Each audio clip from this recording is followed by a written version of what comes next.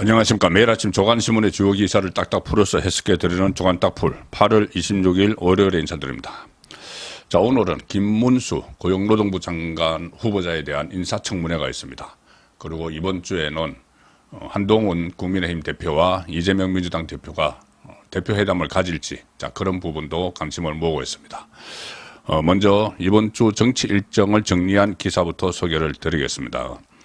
자, 머니투데이 기사입니다. 김문수, 김건희 여사, 쟁점 법안, 여야, 주초, 국회 곳곳에서 충돌, 격돌. 여야가 일단 김문수 고용노동부 장관 후보자 인사청문회, 그리고 김건희 여사 디올 파우치 의혹, 쟁점 법안 처리 등과 관련해서 주초부터 국회 곳곳에서 격돌을 하게 됩니다. 윤석열 대통령이 이 김문수 후보자를 지명한 뒤에 민주당 등 야당은 김문수 후보자의 노동관 정치적 사안에 대한 각오 발언에 계속 문제를 제기를 해왔죠.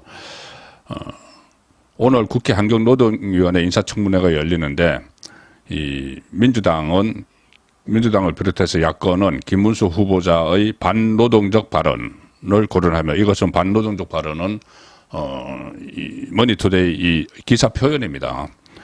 고용부 장관으로서의 적격성을 문제 삼을 전망이다. 이를테면 김문수 후보자는 2008년 쌍용차 노조를 자살 특공대 이렇게 비유를 했고, 과거 자신의 유튜브 채널에서 불법 파업에 손해배상 폭탄이 특효약이다 이렇게 주장을 하기도 했었죠.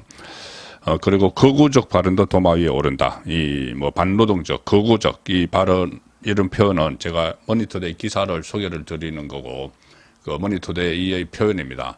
일부에서는 할 말을 했다 이런 그 평가도 많이 나오고 있습니다. 김문수 후보자는 2018년 세월호 사건을 거론하며 죽음의 구판을 벌이고 있는 자들을 물러가라 이렇게 말했고, 2019년 보수통합 토론회 연설에 나와서 다스 그런 걸로 이명박 대통령을 구속하느냐, 그러면 문재인 대통령은 총살감이다 이렇게 말을 해서 좀 파문이 일어났었죠. 그리고 경제사회노동위원회 국정감사 당시에 문재인 전 대통령이 김일성주의자다 이렇게도 발언을 했었습니다. 인사청문회 준비단 사무실에 지난번에 출근을 하면서 이 반노동적이라는 야당의 지적에 대해서 김문수 후보자는 이렇게 이야기했습니다. 반노동이 대체 무엇인지 묻고 싶다. 그래서 오늘 격론이 예상이 됩니다. 여야 간의 격론이 아니고 야당의 질문에 김문수 후보자가 따박따박 이렇게 대응을 하는, 자, 그런 모습이 예상이 되는 것이죠. 그리고 출근길에서 문재인이 김일성주의자라는 발언과 관련해서는 이렇게 이야기합니다. 김문수 후보자. 본인이 가장 존경하는 사상가가 고 신용복 선생이라고 말을 했지 않느냐. 문재인이. 신용복 선생은 국가보안법 위반으로 징역 20년을 선고받았다. 그러니 이 김일성주의자 아니냐, 이 이야기죠. 김 후보자가 이렇게 기존 입장을 굽히지 않으면서 야당과 김 후보자 또 여당 사이 논쟁이 예상된다.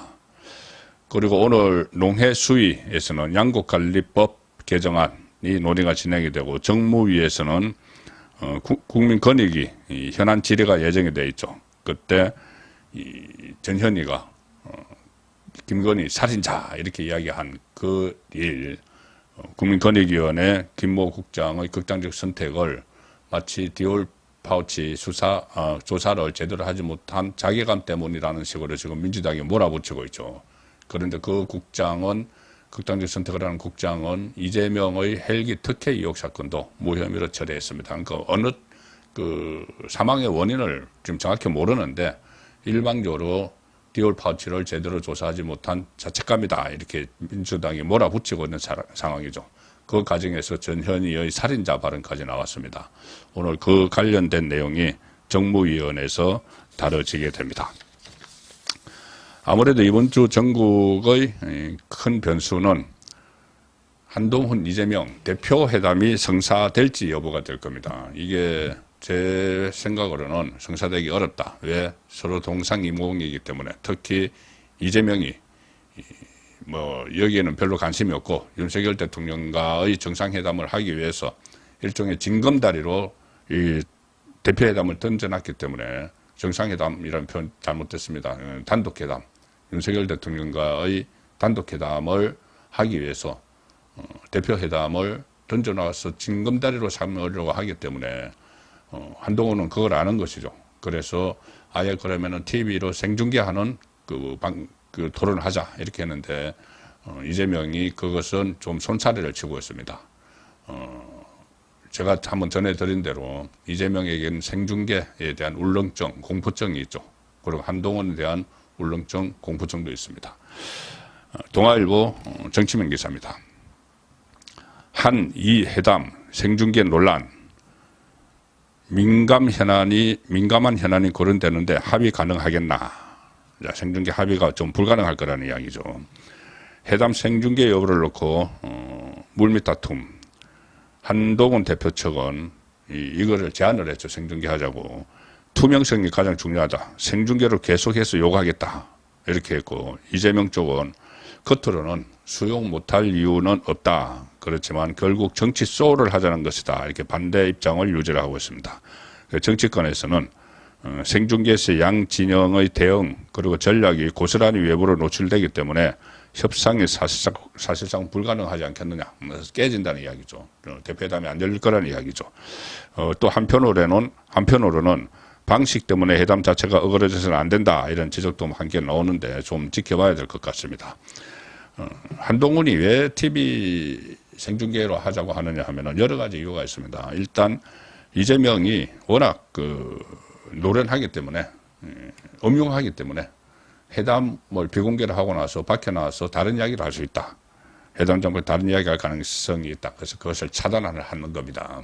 가령 뭐 최상병 특검법 놓고 한동훈의 말을 자기가 편의적으로 해석을 해서 밖에다가 이야기를 하면은 용산과의 갈등을 또 부추기는 그런 상황이 될 수도 있습니다.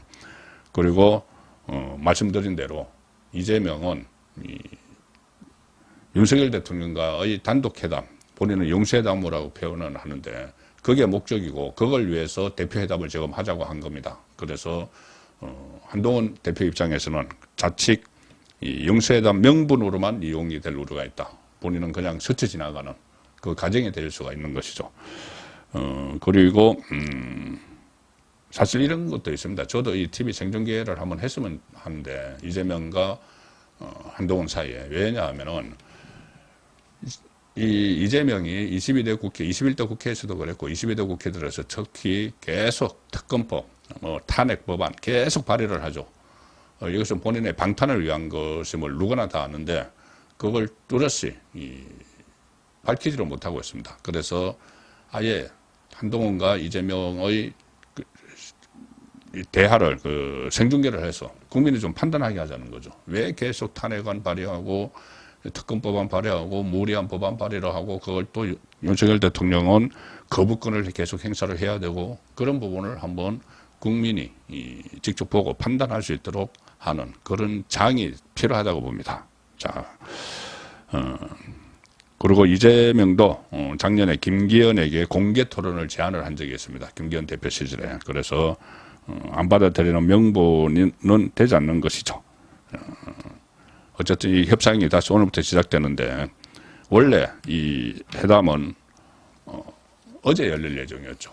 그런데 어제 열리기로 했었는데 그 앞두고 며칠 전에 갑자기 이재명이 코로나 걸렸다고 하면서 병원에 입원을 해버렸습니다. 지금 5째 입원을 하고 있는데 요즘 코로나 걸려도 병원에 입원 안 하죠. 그리고 강제로 격리하는 조항도 없습니다. 그런데 스스로 셀프 자각 병실 격리를 했는데 자 병실에서 이재명이 뭘 지시를 하나 했습니다. 병상에서 지시를 했는데 병상 지시 내용이 뭘까? 자 이겁니다. 조선일보 정치면 기사입니다. 야당 윤 정부 독도 지우기 진상조사, 여당은 후쿠시마 괴담에 이어서 또 선동하느냐. 이재명 아마 오늘까지 입원해 있을 것 같은데 병상에서 또 친일몰이를 지시를 했습니다. 후쿠시마 괴담이 이제 그 시효가 끝났죠. 무슨 뭐 앞으로 김밥도 못 먹는다, 뭐 그 바다가 뭐 온통 오염된다, 이렇게 막 괴담을 이재명이 작년에 퍼뜨렸는데 1년 동안 아무 일도 안 일어났습니다. 그러니까 민주당이 또 개변으로 이것을 방어를 하는데 뭐라고 하냐면은, 아니 그 일본에서 방류를 하고 나면은 이 해류가 흘러서 태평양을 한 바퀴 돌아서 오는데 4, 5년 걸린다고 하지 않느냐. 그런데 1년 지났는데 왜 이렇게 아무 일도 없었다고 난리냐. 이렇게 하는데 말이 안 되는 소리죠.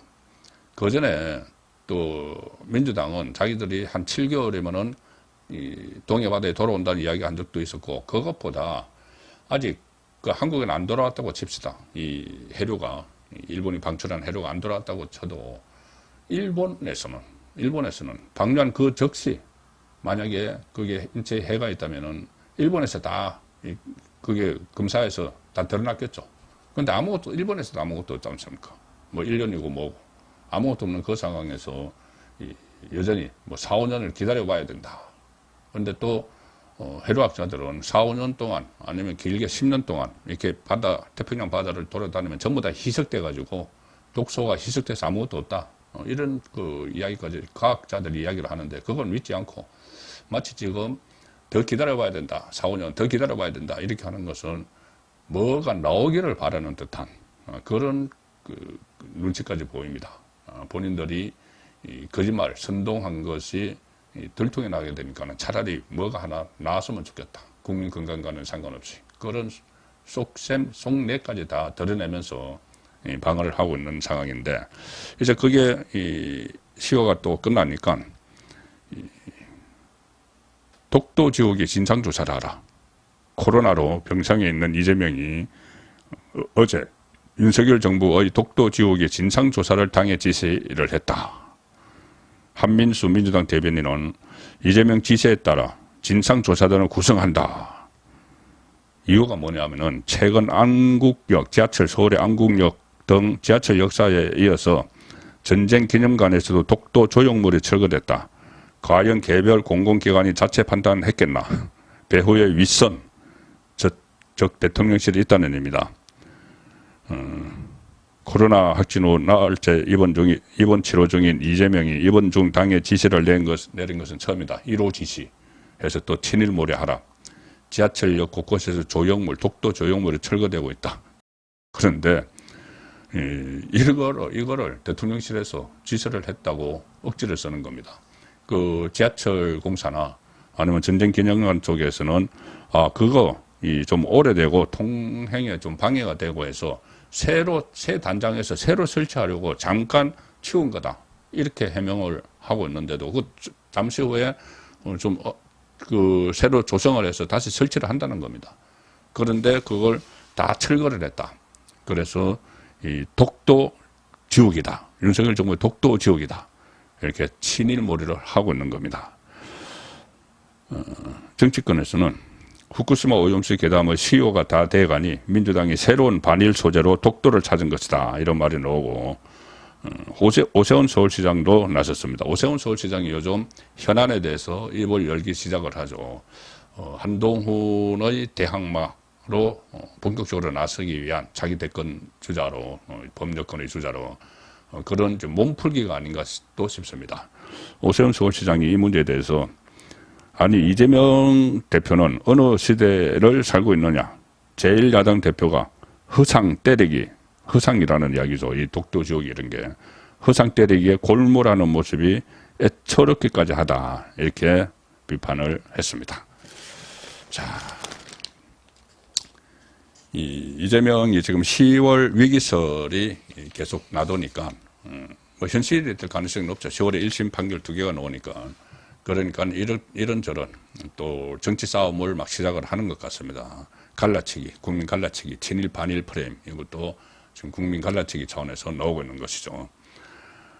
그렇더라도 이재명 손절로는 지금 벌써 꿈틀거리기 시작했습니다. 1심만 나와도 도저히 피선거권이 박탈돼서 대통령 선거에도 못 나오는 당대표가 어떻게 같이 가느냐. 그 여론이 이제 확산될 거에 대비해서 비명계가 꿈틀대는 정도가 아니죠. 본격적으로 활동을 시작을 합니다. 자, 세계일보 정치면 기사입니다. 비명 기직에 이재명 1심이 변곡점 될까?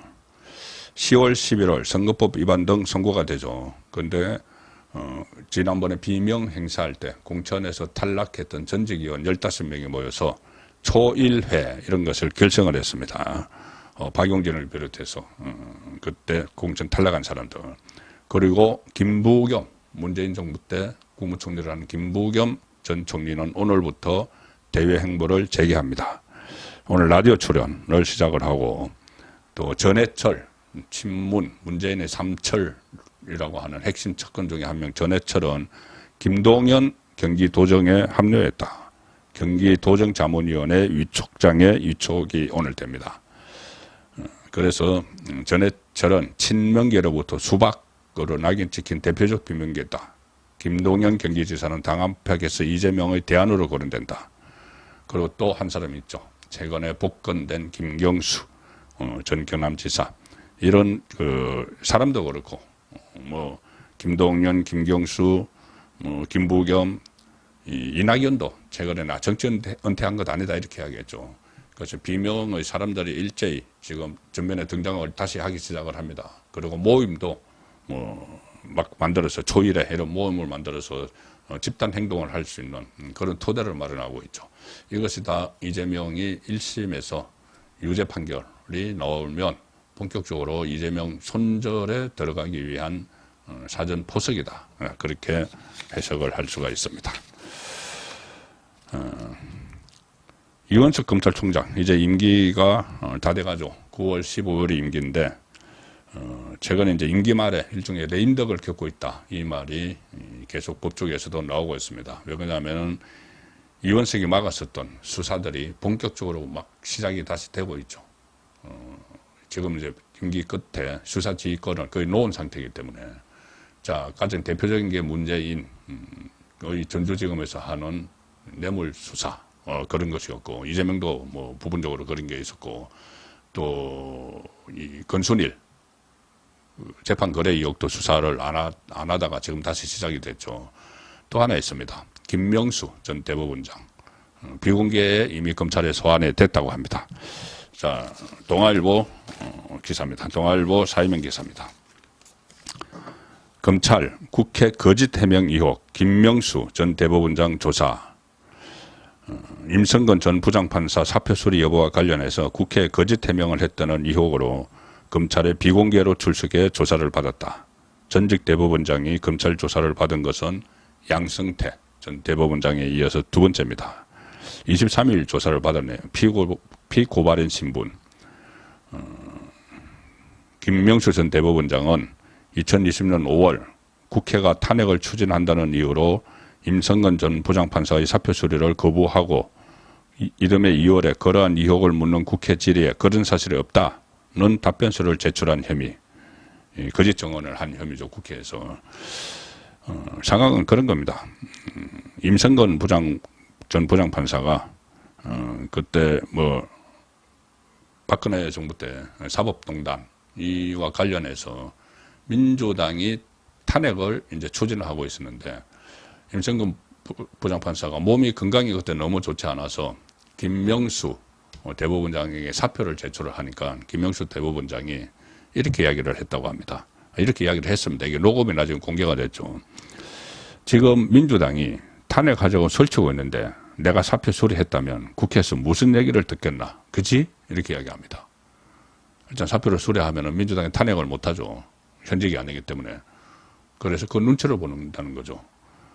부장판사, 자기 그 부하인 부장판사가 건강이 몸이 안 좋아서 사표를 내겠다고 하는데 아니야. 저 탄핵 되고 나서 처벌을 받아야 돼. 내가 만약에 그 탄핵 되기 전에 사표를 수리하면은 나에게 뭐라고 그러겠어, 민주당이. 대법원장이 민주당의 눈치를 보는 그런 장면이 생생하게 녹음이 돼 있죠. 자, 마지막으로 이원석 검찰총장 이렇게 임기 말 레임덕을 겪었는데 또 하나는 레임덕임에도 불구하고 마지막 수사 지휘를 하고 가는데 그게 뭘까요? 바로 김건희 디올 파우치 수사 결론에 대해서 서울중앙지검이 무혐의 결론을 낸 데 대해서 수사심의위원회를 소집을 해서 다시 살펴라. 이 지시가 마지막 지시입니다. 아시아투데이 기사입니다. 7면 4이면 기사입니다.